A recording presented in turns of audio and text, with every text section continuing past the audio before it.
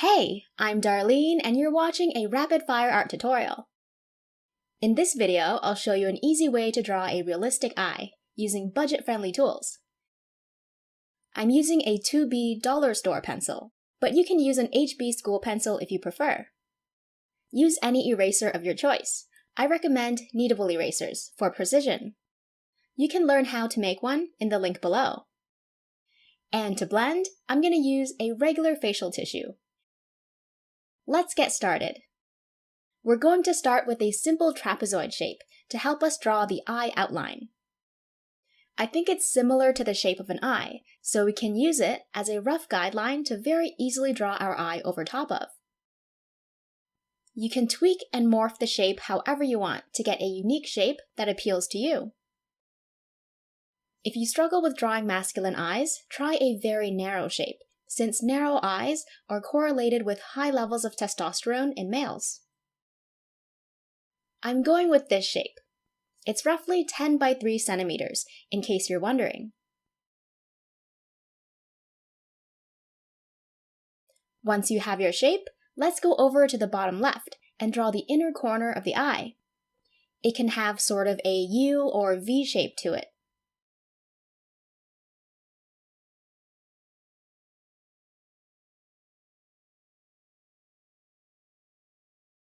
Now let's draw the bottom eyelid by making a shallow curve that dips down slightly and then comes up at the end, meeting the bottom right corner of the shape that we're using as our guideline.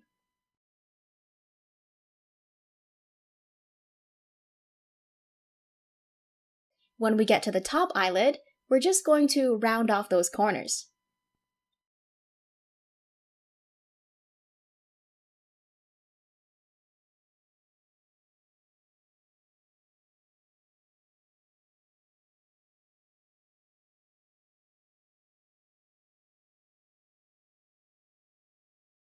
Make any adjustments that you want.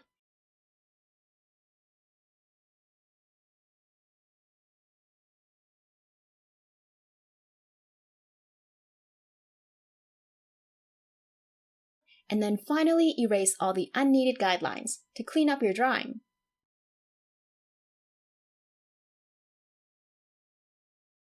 Above the eye, we're going to draw the eyelid crease. An easy way to draw it is to use the top eyelid shape as a rough guideline. You can also draw a hooded eyelid, where the skin hangs down over the crease. I'm going to go with a hooded eyelid because I think it looks quite masculine and I prefer how it looks more.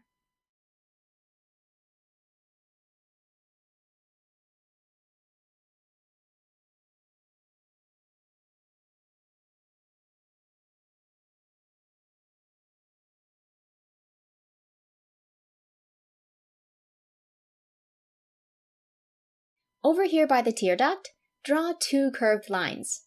This separates the pink fleshy bit inside the eye from the eyeball.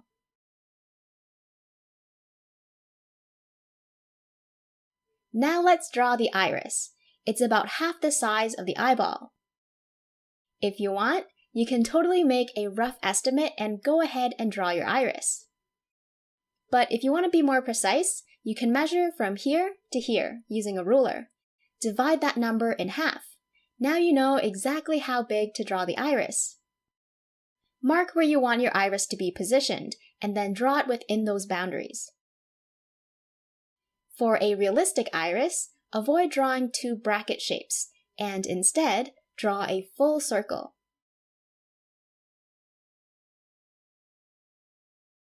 Position the circle so that the bottom is most visible, and the top part is cut off. To draw the circle, hover over your sketchbook as you make circular motions using your elbow and shoulder to move, instead of your wrist and fingers.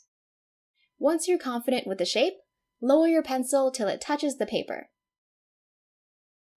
My circle is very light and won't show up well on camera, so I'm just going to go over my pencil marks to darken it.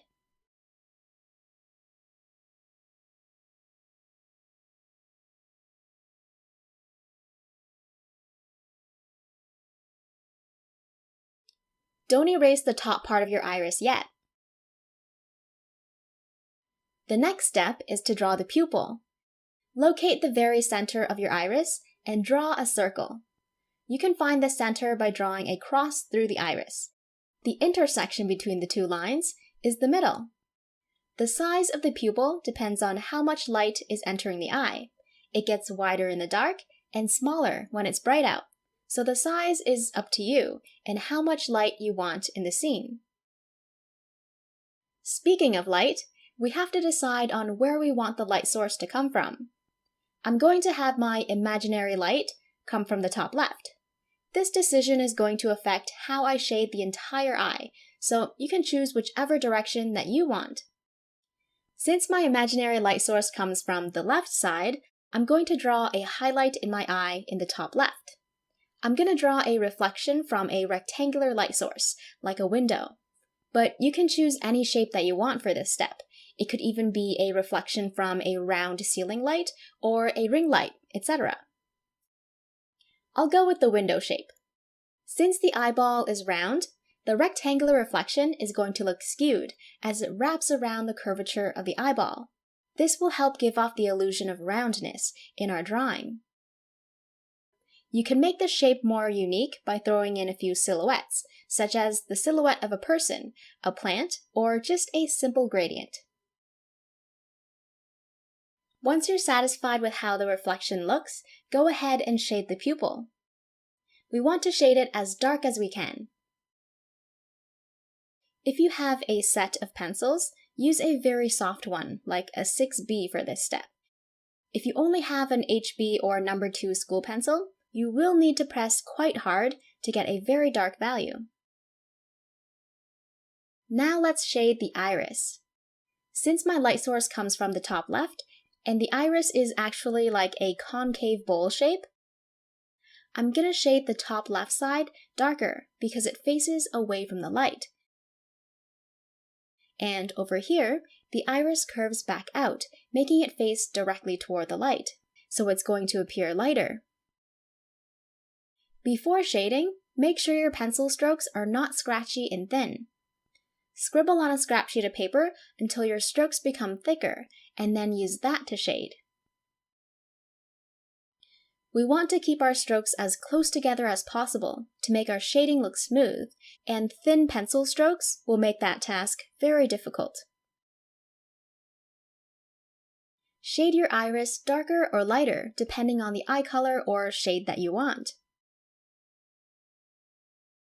I'm going to blend my drawing much later to save time during video editing, which I don't recommend you do if you're a beginner, because it's very easy to smear your drawing once the details and shadows are added.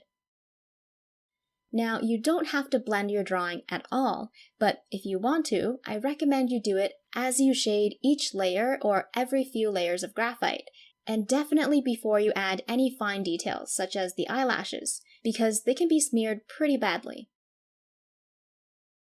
Here's the blending process that I like to follow. I shade the light values, blend it, then add the shadows. I try to blend just the shadows, so I don't smear the darker graphite into the lighter areas. Then finally, I add the details. If I need to do any blending after the details are added, I blend around them, being very careful not to blur or smudge my detail work.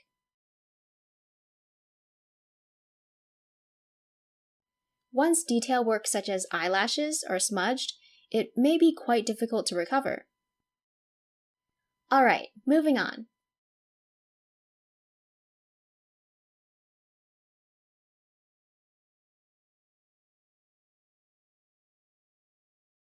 If you want, you can shade the rim of your iris a little darker.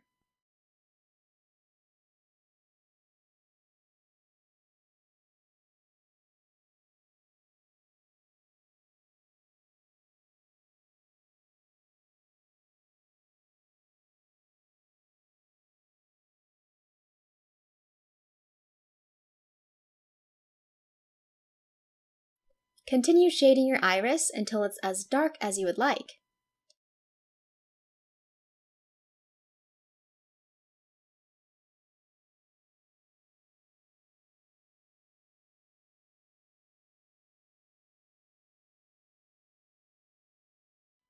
Shade along the very top of the iris to account for cast shadows that are being casted down from the top eyelid.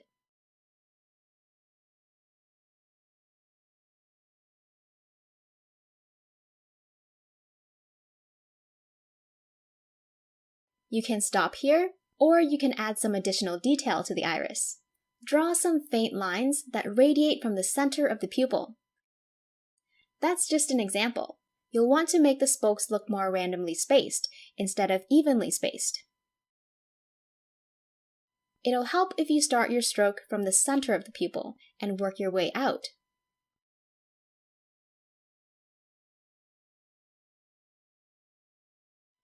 You can make them look random by varying the thickness and length of each and every stroke.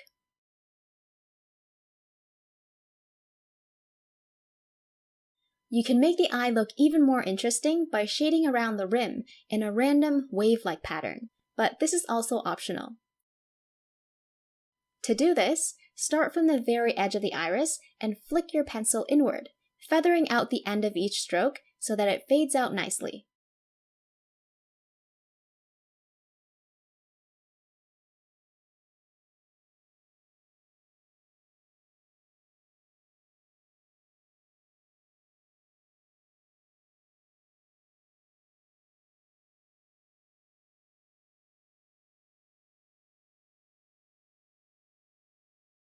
Once you're happy with how it looks, let's move on to shading this little crevice.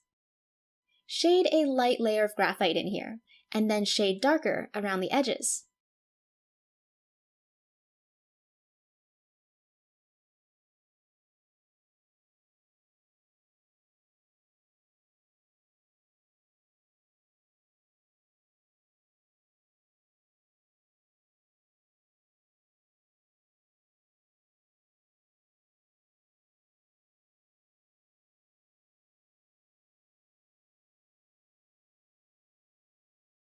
This area is quite moist, so go in with an eraser and create a few small highlights in the lightest areas to make it look like it's wet. Again, you can easily make one of these erasers at home using materials that you probably have lying around your house, so check out that video in the description below. Let's shade this curve a little bit darker as well. We'll soften it out more as we shade the eyeball.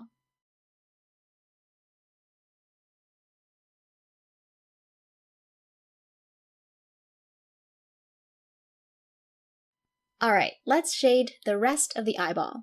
We don't want to leave it white, so let's start by shading a very light layer of graphite across the area.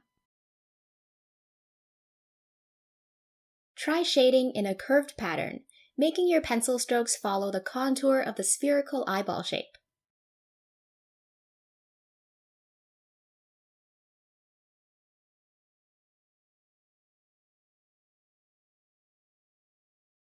If you want to blend your eyeball, I recommend doing it now, before you add the darker values.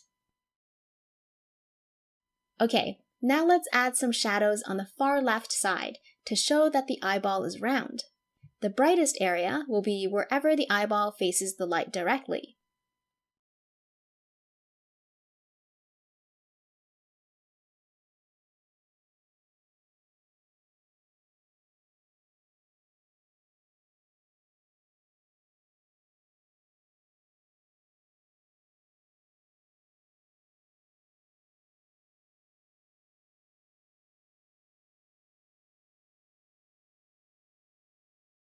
Let's also shade a little darker along the top to account for the cast shadow of the top eyelid.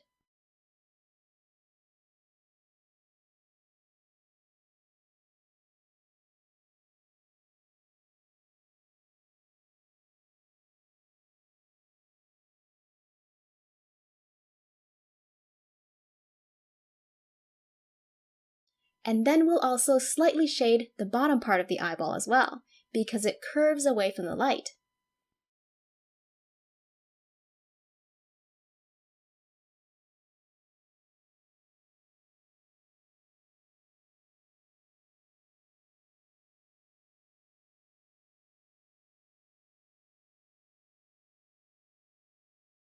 Also, I like to shade very slightly around the iris to soften out the hard edge.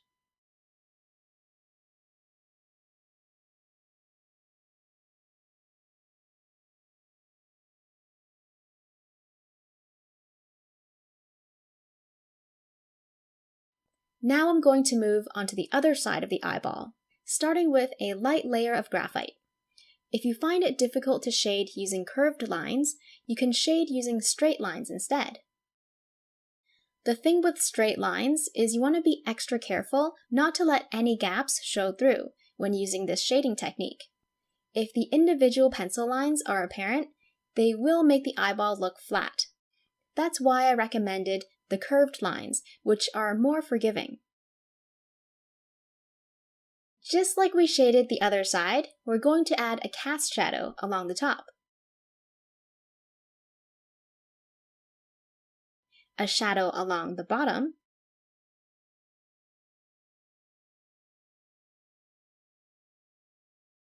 and a shadow along the far right, where the eyeball curves away from our light source. If you want to learn more about shading, check out the link in the description below. Also, I'm shading around the iris to soften out the hard edge. When you're done, the eyeball should have a round shape to it, without appearing too dark. If you did shade it a little too dark for your preference, you can blend it with a tissue, which will actually remove a little bit of that graphite at the same time, making it appear lighter. Some small details you can add to the eyeball are subtle veins that creep in toward the iris. These should be drawn very lightly. If you make a mistake, you can easily fix it using a kneadable eraser by rolling it to a very fine point and dabbing the mistake away, instead of using a solid eraser to rub out an entire area. The veins are barely visible, and that's exactly what I'm going for to avoid the bloodshot look.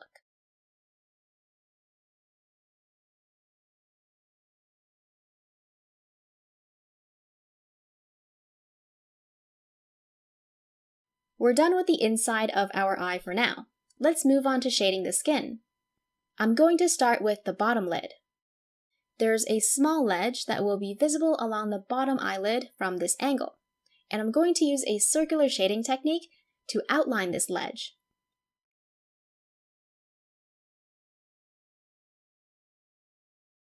Try to avoid drawing a hard straight line because it might look unnatural. Keep it nice and subtle.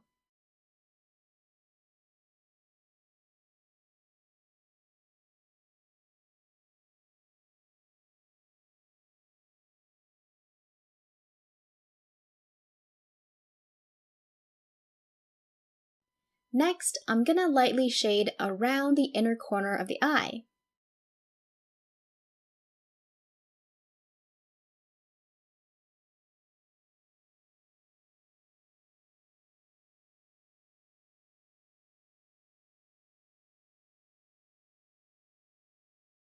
The next step is optional.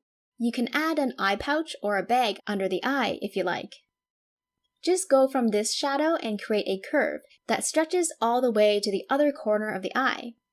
The darker you shade this area, the puffier the bag will look.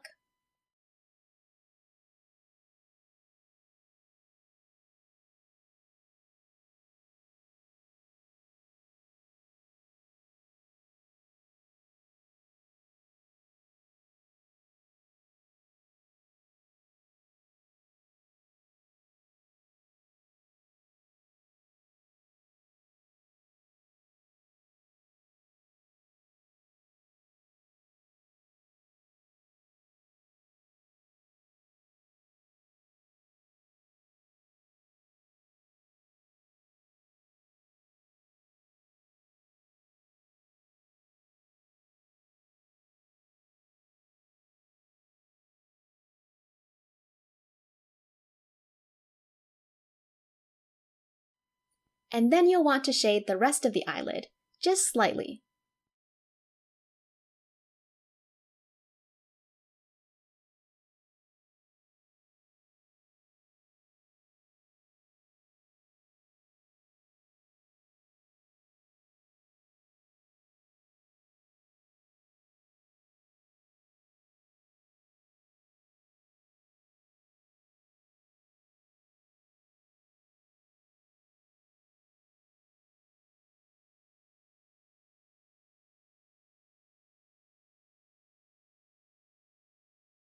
So if you shade the lower eyelid skin too dark, you might get a tired-looking eye, the type with dark circles. But again, that's up to you and your creative decision. Alright, let's move on to the upper eyelid now. If you want your drawing to have a very strong bone structure, you may want to really bring out the nose bridge and/or brow bone. You can do that by shading the area beside and below very dark to show just how much the bones protrude out of the face. The darker you draw the shadow, the more you bring out the nose and brow bone, so go ahead and shade it to the degree that you want.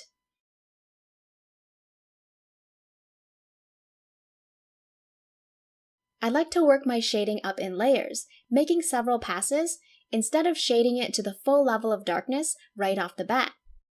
So I will come back to this section again, many times, to build the graphite up some more.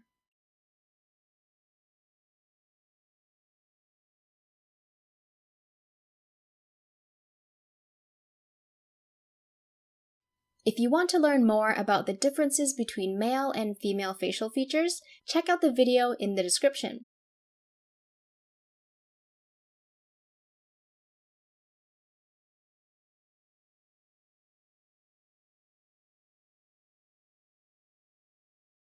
If you want to draw a very strong brow bone all the way across, you can cover this entire area in a very dark cast shadow.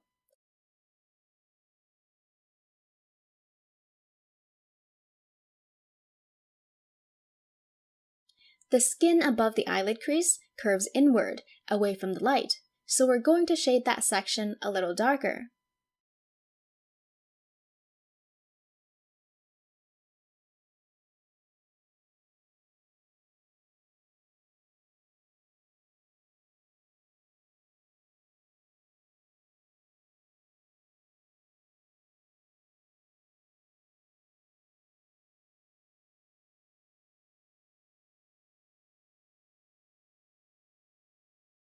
Let's just hop down here and shade a dark layer of graphite along the other side of the eyelid crease.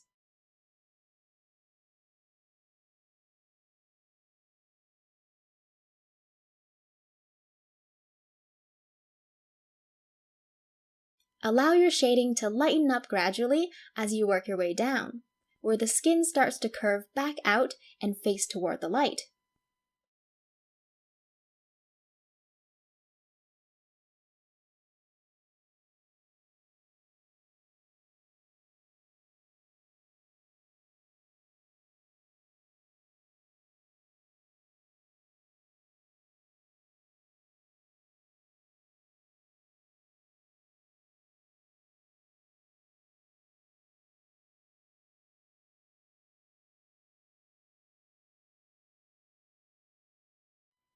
This edge curves inward, away from the light, so let's shade it quite dark. When you work your way upward toward the crease, shade lighter.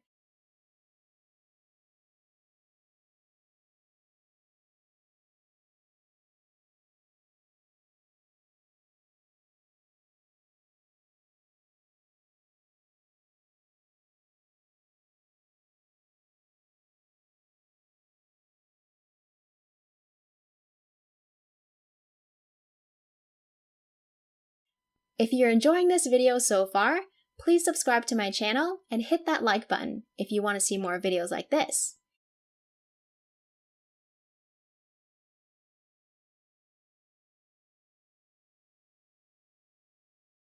To learn more about light and how to shade, please visit my shading tutorial down in the description box.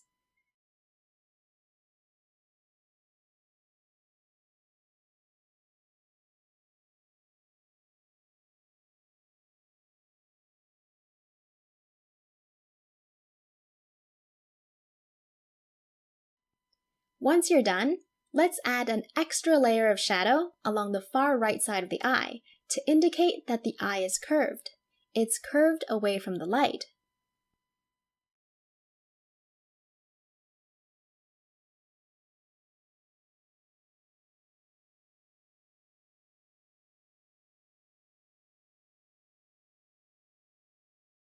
Feather your shading out as you work toward the left and right. Once you're done, Step back from your drawing and check to see if there are any adjustments that you want to make. Maybe the shadows aren't quite dark enough for you, or the lighting isn't consistent across the entire drawing. You'll want to make these observations all throughout the drawing process. Okay, now I'm just gonna go along and touch up a few spots. I want the eyelid crease to be a little darker.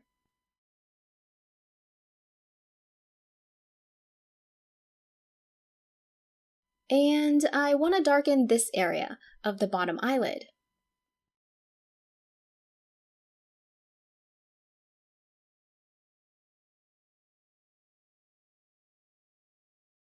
If you wanted your shading to look smooth, I hope you followed my advice and have been blending throughout the shading process, because that just makes it so much easier. If you haven't, and you're afraid to smear your drawing, you can carefully use your pencil to fill in any white dots or gaps between your strokes.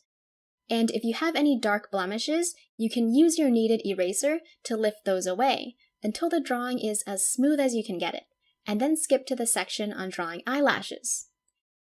Or you can of course follow along with me now as I blend, but make sure that your shading is as smooth as you can get it, because any large gaps between your pencil strokes may still be visible after the blending process, and they will need to be blended again, as you can see here in this example. You can use any blending tool of your choice. I'm just going to use a soft facial tissue because it's pretty much accessible to everyone. Just wrapping it around my finger, and then I'll blend one area at a time. In each area, I'm going to blend from a light zone into a dark zone to prevent smearing my work. Use a new spot on your tissue after every swipe. If you want to be extra careful, try using less pressure and make several passes over the same spot.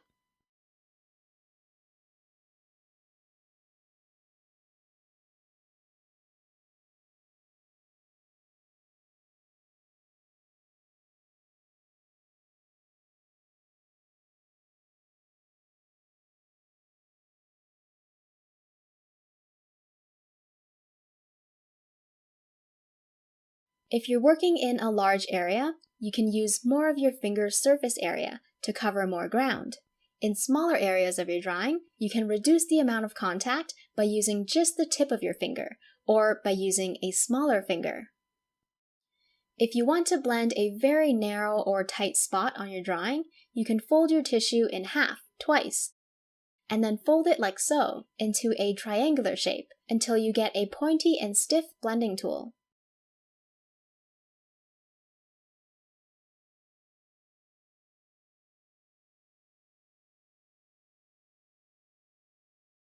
Rotate your tissue to a cleaner side when it's dirty.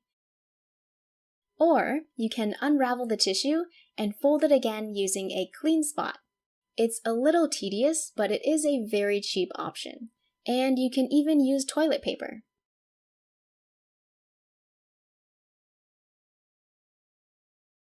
If the graphite is smudging too much, reduce your blending pressure significantly until you're barely touching the paper.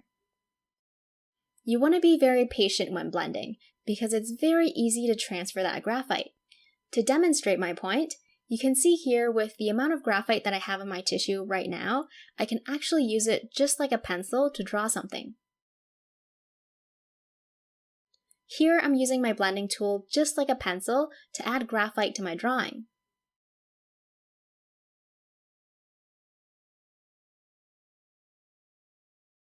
So basically, you can use a dirty tissue to your advantage. It's not always necessary to continuously use a clean spot on your tissue. Just reduce the amount of contact to transfer less graphite.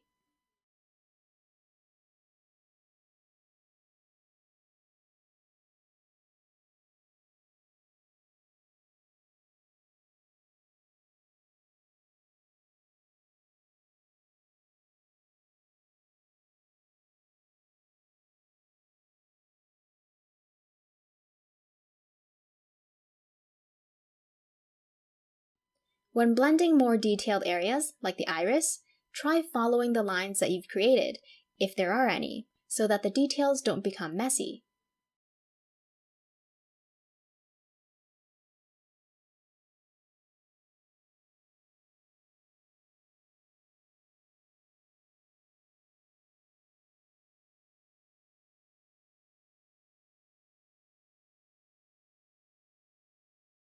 Continue blending the rest of the eye, using your preferred blending tool and method.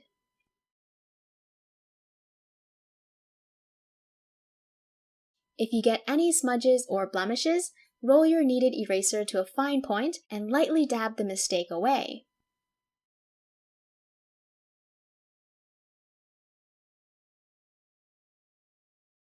In light areas like this, I like to use very little pressure to blend. If my shading is already smooth, I can just skip over the area.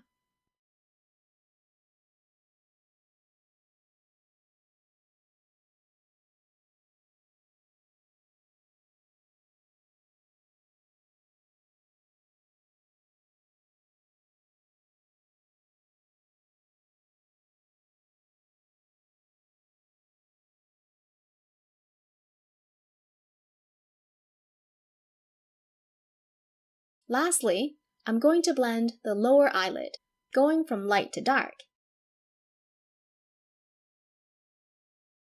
And I'll switch back to using the pad of my finger. It'll just take 2 or 3 swipes and we'll be done.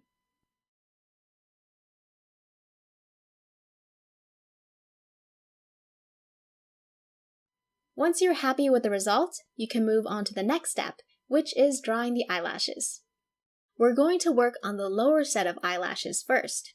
The eyelashes are going to point in a bunch of directions, but we're going to simplify it down to 3 main directions. Over here, they're mostly going to point toward the left. In the center, they'll point forward. And here, they'll mostly point toward the right. And I say mostly because you're going to have some random hairs that go in the opposite direction. I'm going to start out by drawing one eyelash in each section. Make sure that your pencil is very sharp. You'll want to lift or flick your pencil at the end of your stroke to taper out the end of your eyelash.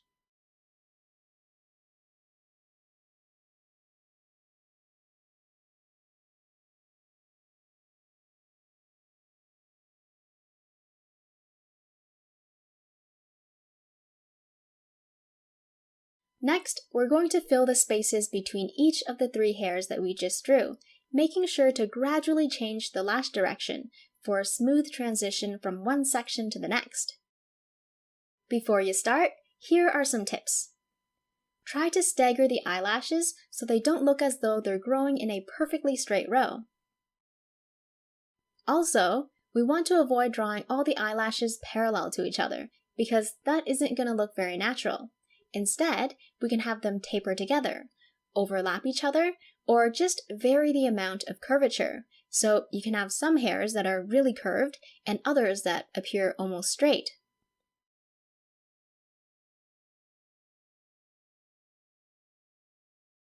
I'm drawing this without a reference image, so I'm being very careful where I place each eyelash. I'm visualizing it and measuring my options before I draw it, to avoid the need to erase my mistakes. Just take your time and don't be afraid to use several strokes to draw one eyelash. Just make sure that your pencil stays sharp.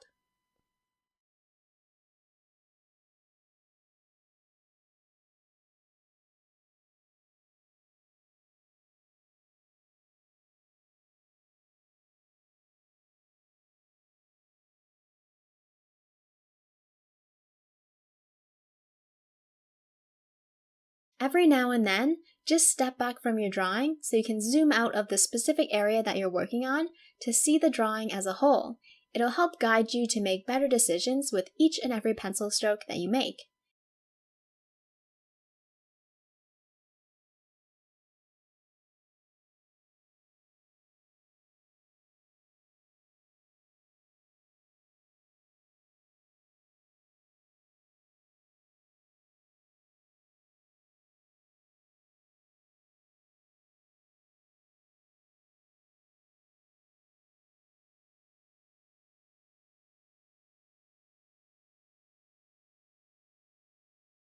Eyelashes around the inner corner of the eye are going to appear shorter, thinner, and therefore lighter in appearance.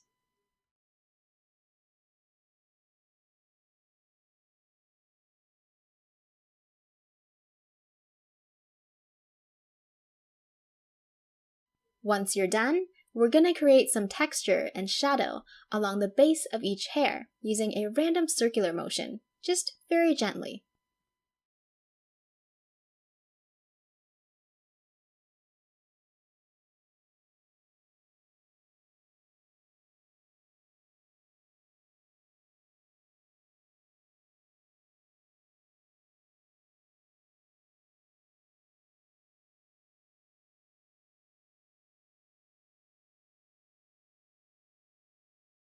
Now let's move on to the upper set of eyelashes.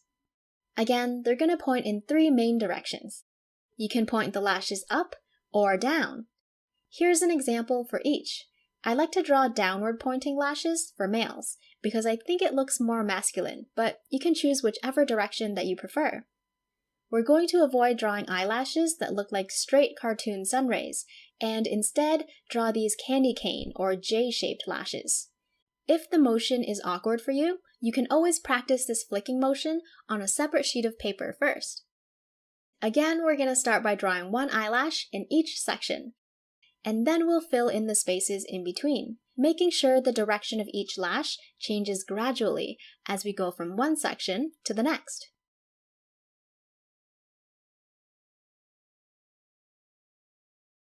Feel free to slow the video down or pause it if you want to copy the lashes that I'm drawing here.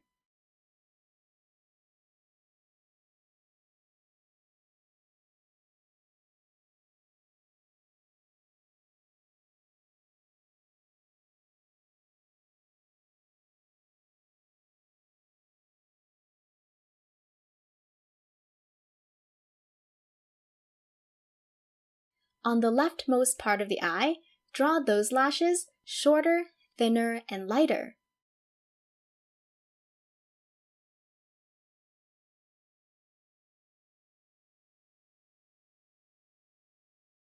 Once you're done, let's add a slight cast shadow directly below the lashes.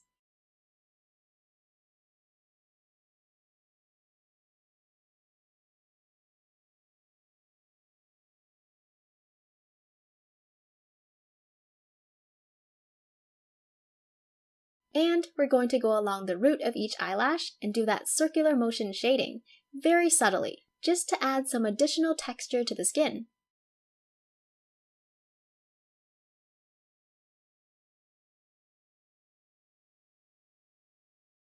Don't forget to add some eyelash reflections in the highlight.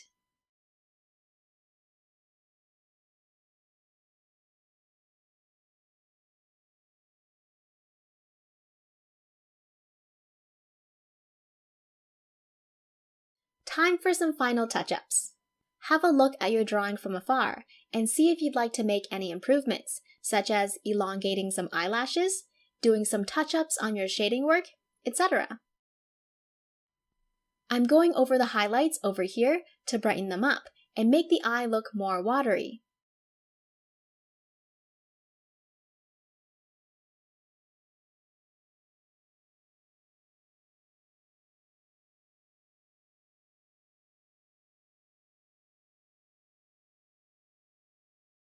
If you want, you can add some glistening water inside the eye by erasing a thin area along the bottom eyelid, where it comes in contact with the eyeball.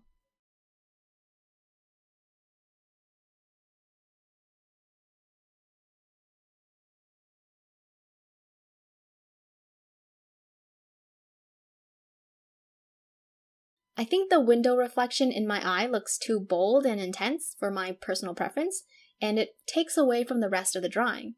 I feel it could be toned down a bit. Now, instead of making the reflection smaller, I can add a silhouette of a person or just a simple gradient, which will take some attention off the area. To do that, I can simply shade it with my pencil or carefully use a tissue to smear some graphite from the iris. You don't have to do this, it's just something I wanted to experiment with, and I think it looks pretty good. If you want your drawing to pop out of the page more, you can increase the contrast of your drawing by darkening the shadows further and/or brightening the lightest areas. You can use white paint or correction fluid to make highlights pop even further, especially if your paper is off-white, like mine. The areas that you intensify are up to you and how you want your drawing to look.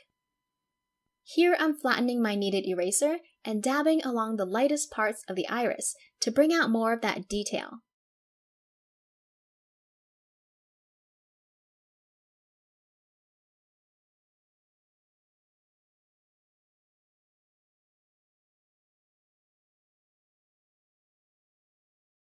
Here's a before and after, so you can see the impact that it made. Continue polishing and tweaking your eye until you're satisfied. If you also want to draw the eyebrow, which is going to be my next tutorial, you'll need to extend your shading around the upper part of the eye. Make sure the shading up there is lighter, as it is the area above the brow bone, an area that is angled toward the direct light. So that is pretty much it for the eye. Here's a look at the process from beginning to end. If you made it all the way through to the end, congratulations! This was a very long video. Stay tuned for part 2, where we're going to draw the eyebrow on this exact eye. Remember to subscribe and hit that bell so that you don't miss it. Give this video a thumbs up if you liked it, and drop a comment down below to tell me how your eye turned out. Thanks for watching, and I'll see you in the next one. There's a small ledge that will be... If you want to draw a very strong brow bone, on the leftmost part of the eye, draw those glasses. Alright, again, we're gonna start by drawing one eyelash in each...